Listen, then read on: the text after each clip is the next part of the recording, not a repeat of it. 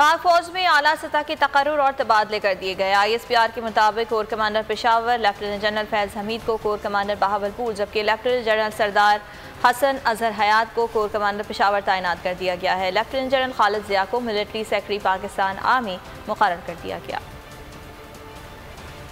फौज में 2 आला ओहदों पर अहम तब्दीलियाँ। Lieutenant general Sardar Hasan Azhar Hayat corps commander Peshawar तैनात। Corps commander Peshawar lieutenant general Faiz Hameed corps commander Bahawalpur तैनात। ISPR के मुताबिक लेफ्टिनेंट जनरल खालिद ज़िया को मिलिट्री सेक्रेटरी पाकिस्तान आर्मी मुकर्रर कर दिया गया। Army chief general Qamar Javed Bajwa ने तकर्रुर और तबादलों की मंजूरी दे दी।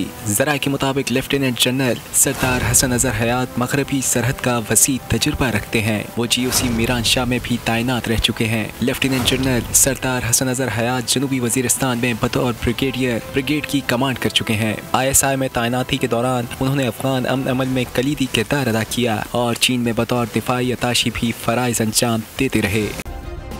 सब्सक्राइब करें और बेल दबाएं ताकि कोई खबर रह न जाए।